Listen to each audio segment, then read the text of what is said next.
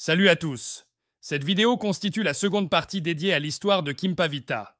Kimpavita provient d'une famille aristocratique originaire du Bas-Congo. Comme tous les jeunes nobles de son époque, elle a bénéficié d'une éducation catholique. En effet, afin de s'attirer les faveurs du Mani-Congo, sa famille avait également embrassé la religion des nouveaux alliés blancs qui étaient venus pour évangéliser la population de manière intensive. À la tête de ses disciples, Kimpavita, qui a repris son nom de baptême, Dona Beatriz, traverse les villages en direction de Sao Salvador, la cité aux 12 églises, ancienne capitale de l'Empire, dévastée par les guerres et délaissée par sa population. Son corps élancé est drapé d'un pagne vert en velours de raffia, et sa tête est ornée d'une couronne de fibres tressées. Infatigable, elle se déplace inlassablement d'une province à l'autre. Son visage aux traits fins reflète une grande sérénité. Partout où elle va, on lui tend les bras, et tout au long de sa croisade, elle raconte d'une voix grave et posée le miracle qu'il a choisi pour redresser son peuple décimé. Encourageant ses disciples à la prière, elle annonce également l'émergence d'une ère nouvelle et la renaissance d'un royaume où le peuple ne souffrira plus de la misère. Les gens se pressaient autour d'elle, découvrant dans ses paroles un regain d'espoir qui les aiderait à repousser le spectre de l'infortune. Unanimement, les villageois soutiennent les paroles de cette jeune femme qui présente une nouvelle religion plus accessible pour eux, contrairement à celle professée par les Blancs, qui semblent peu préoccupés par le bien-être des Noirs. Les récits miraculeux de Dona Beatriz se propagent dans toutes les provinces du Congo, du nord au sud, de l'est à l'ouest, suscitant l'espoir d'un nouvel âge d'or. On dit qu'elle guérit les malades, et que là où elle passe, les arbres desséchés reprennent vie. Les fidèles se disputent les restes de sa nourriture, convaincus qu'ils peuvent en tirer une grâce particulière. Même les nobles et les seigneurs s'assemblent autour d'elle. Ils déploient leurs luxueux pagnes de raffia et leurs capes de soie sur le sol, les transformant en nappes pour qu'elle puisse prendre ses repas. Et puis, il y a le rituel du vendredi. Chaque vendredi, elle s'immerge dans une méditation profonde symbolisant la mort du Christ.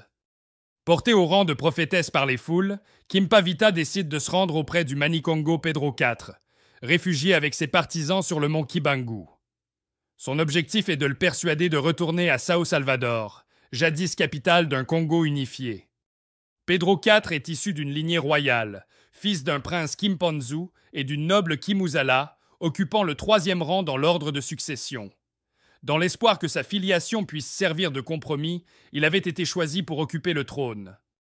Couronné par les missionnaires capucins, qui semblaient satisfaits de son manque de caractère, il avait été installé à la tête de l'Empire. Cependant, conscient de la contestation de sa légitimité, le timide Pedro IV hésitait à quitter les hauteurs de sa citadelle pour s'installer dans l'ancienne capitale désertée. En dépit de l'opposition des missionnaires capucins qui l'entourent, l'empereur consent à rencontrer la jeune prophétesse. Tout comme son épouse et son général en chef, il est séduit par son charisme et son message empreint de bon sens. Pendant ce temps, de nombreux habitants qui avaient fui les tourments de Sao Salvador reviennent dans la capitale. Ils sont animés du désir de voir et d'approcher la prophétesse, prêts à réinvestir la ville, reconstruire les habitations, défricher les champs et replanter les jardins. Certains princes rebelles vont jusqu'à exprimer leur volonté de réconciliation avec Pedro IV. Dona Beatriz dépêche alors à travers le royaume des centaines de disciples qu'elle désigne sous le nom de Petits Antoine.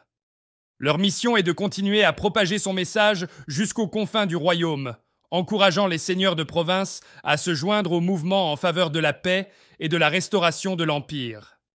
Reconnaissables à leur couronne de raffia tressée qu'ils portent sur la tête, ces disciples parcourent les campagnes en entonnant le Salve Antonia, une adaptation du chant catholique de l'Ave Maria. Ils stimulent le sentiment national en prêchant les enseignements des Antonins. C'est un succès fulgurant.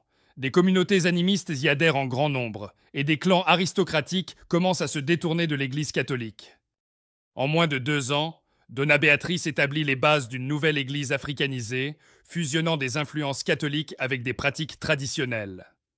Plus important encore, son message vise à catalyser le renouveau politique du pays. Les représentants de l'Église romaine, qui s'érigent en tant que seuls intermédiaires entre Dieu et les hommes, commencent à percevoir en cette prophétesse noire une menace pour leur position privilégiée.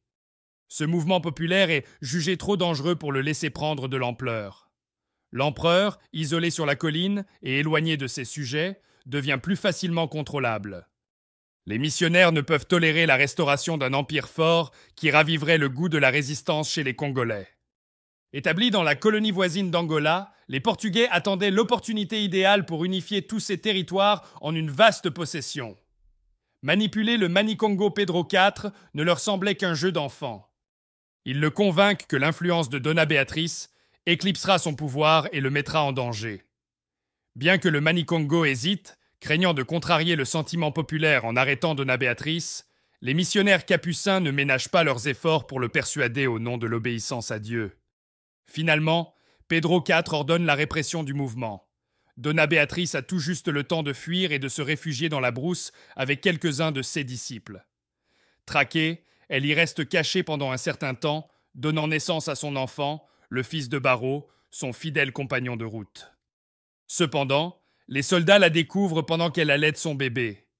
Malgré quelques scrupules du roi, qui n'est pas entièrement convaincu de sa dangerosité et perçoit sa sincérité dans la volonté de procurer une vie meilleure aux Congolais dans un pays uni, les missionnaires capucins n'accordent aucun répit au roi qu'ils ont influencé. De manière virulente, ils le pressent de prendre une décision et l'exhortent à arrêter Dona Béatrice. Tel Ponce Pilate, Pedro IV cède. Elle est alors enchaînée et conduite devant le père Bernardo di Gallo, le chef des Capucins, pour être interrogée. Elle tient toujours son enfant dans les bras. « Qui êtes-vous » lui demande-t-il. « Je suis saint Antoine. Je viens du ciel. Et quelles nouvelles apportez-vous de là-haut ? Dites-moi, au ciel, y a-t-il des Noirs du Congo, et sont-ils présents avec leur couleur noire ?» Imperturbable, elle lui répond que dans le ciel, il y a des petits Noirs baptisés ainsi que des adultes, mais qu'ils n'ont ni la couleur noire ni celle des Blancs, car au ciel, aucune couleur n'existe. Ces juges sont furieux, choqués par la réponse de Dona Béatrice. Des Noirs au ciel, pour eux c'est une aberration. Accusés d'hérésie, les missionnaires exigent un châtiment exemplaire, la peine de mort. « Que m'importe de mourir » réplique Dona Béatrice. « Mon corps n'est rien d'autre qu'un peu de terre. Je n'en fais aucun cas. Tôt ou tard, il sera réduit en cendres. » Le père Laurent de Luc, témoin de l'exécution, relate la journée du 2 juillet 1706 où Kimpa Vita, plus tard surnommée la Jeanne d'Arc congolaise, est immolée sur le bûcher. Une foule accablée, contenue par plusieurs rangées de soldats munis de boucliers de guerre en peau de buffle et armés de lances et de flèches, assiste à cet événement tragique. La disparition de Dona Béatrice plongea la population congolaise dans une profonde tristesse. Son nouveau-né fut sauvé in extremis par le père Laurent de Luc, qui, considérant l'innocence de l'enfant face aux fautes de sa mère, obtint sa clémence auprès du Manicongo. Il a probablement été accueilli par la vaste famille des Antonins, mais le destin ultérieur de l'enfant demeure inconnu. Dans le souci de perpétuer sa mémoire, la tradition orale a préservé le souvenir de Kimpa Vita. Merci d'avoir visionné la vidéo. N'oubliez pas de cliquer sur le bouton « J'aime », de partager et de vous abonner à la chaîne pour découvrir davantage d'histoires sur le continent africain.